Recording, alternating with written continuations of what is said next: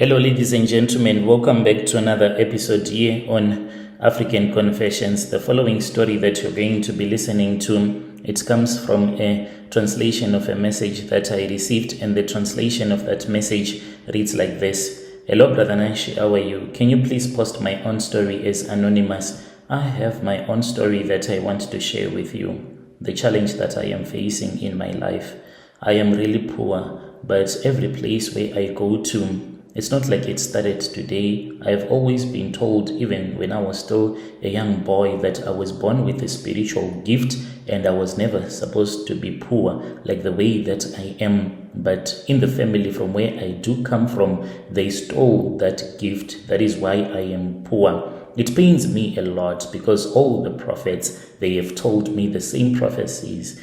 I am a Christian, but I want to confess to other Christians out there that I did consult with a traditional healer. This happened in December after I had gotten a little bit of money. I said, let me try to consult with a traditional healer. Maybe all of my problems will go away. But the situation has not changed. The situation has gotten worse. And this traditional healer has told me that the situation will get worse if I do not return back to him. The same things that the prophets have been telling me ever since I was still a young man. That is the same thing that the traditional healer told me. I really do not know if there is going to be a way out of all of these things that are happening in my life. I truly do not know if there will ever be a way out because I am facing a lot of challenges. I am tired of poverty. It hurts when you are told that you have money, but there is someone who is holding your wealth spiritually so much that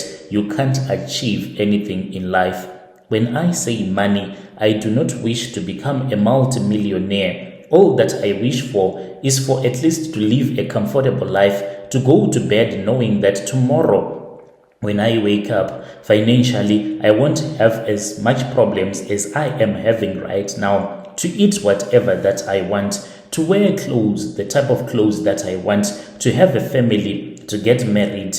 But this bad luck that I have, I just want this bad luck to be gone. I just want a woman who will become my wife. Even as for the women, when they look at me, when we are dating, the woman will say, I am embarrassed to be with you because you look like you are 50 years old, like an old man. Yet here I am 30 years, and there is an age difference of 20 years. When people look at me, they think that maybe I am in my late 40s, yet I am still a young man. I am always being told that there were rituals that were done by my family members without my knowledge, even though when I was there, but I don't remember as such attending a traditional ceremony. And they said that when these rituals were done, there was a spirit of an old man from our village who had passed away. His spirit was woken up, and this old man is the one that walks in front of me, such that if I meet a person who wants to help me, this man will give me bad luck so much that the person can hate me. Even if you want to help me, there is no one who will assist me. Even the prophets that try to assist me in time, the more that you try to ask for their help, they will keep on ignoring you for no reason at all. And I keep on asking myself, what wrong have I done?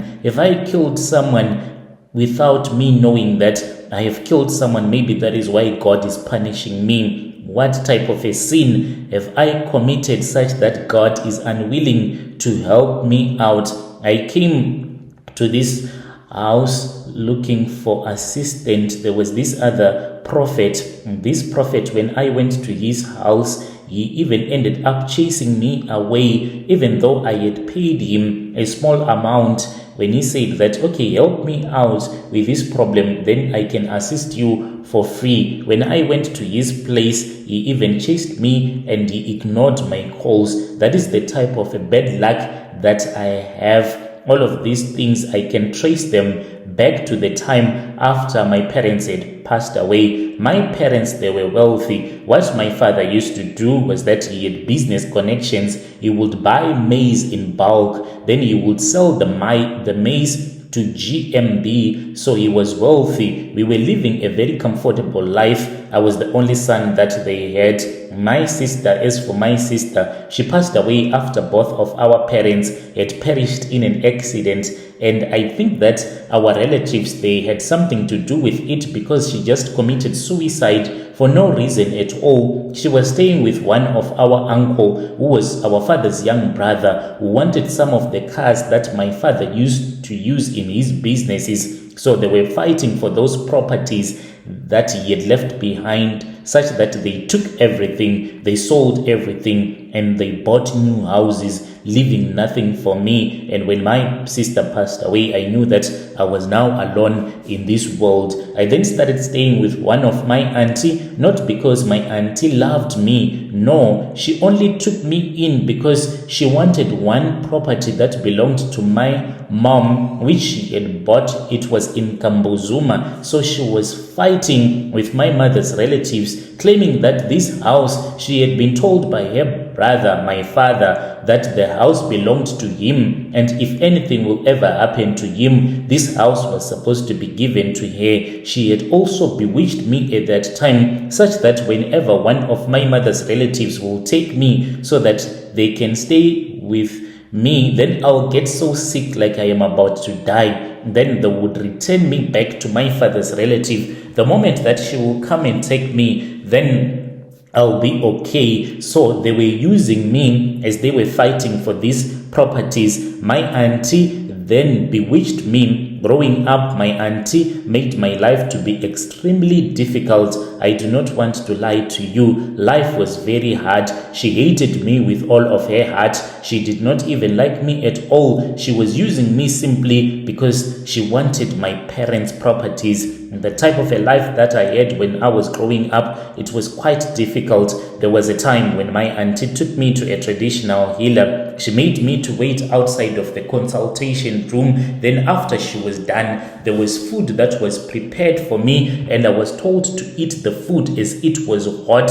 And then we went back to her place. I grew up, and then I came here to South Africa. When I came to South Africa, life became so hard. She would always demand money from me, and I have been told by different prophets that I should stop giving any of my relatives money, because they are the ones that are causing all of these problems that I am facing. As for my auntie, I was told, and I agree, that indeed this is what happened. When I came here the very first time, when I got my first piece job, I then sent my auntie money, because all of a sudden she knew that I had money. And at that time, I was staying in this other location. So it was early in the morning. I was moving around the location trying to get a piece job. And then there was this other man who wanted to renovate his house. As I was passing through his house, he called me and we spoke. And he said that he could offer me 1,000 rands to help him cleaning the house and also taking the rubble out. And after I had been given the money, my auntie demanded that she wanted 500 rands from me. And then I went to town and I sent this money to Zim, and she did not even thank me at all. She got angry. She said, "How can you send me such a small amount? What am I going to do with this 500 rands?" And I said, that is all that I had. Ever since that time until today, I am suffering. I am being told that when I sent her that money, she tied it with a red cloth. And the reason as to why I am suffering, it is because she is holding my wealth, such that I will never be able to achieve anything in this life. I don't know what am I supposed to do. I honestly regret ever going to a traditional healer, because that healer has since told me that Jesus will never be able to sort out this mess. Only my ancestors, he said, go back to South Africa, but you will suffer. Only your ancestors can assist you. You need to respect your ancestors. You need to buy powdered tobacco so that each and every morning when you wake up to go to get a piece job, you just sprinkle some tobacco on the ground to speak with your ancestors.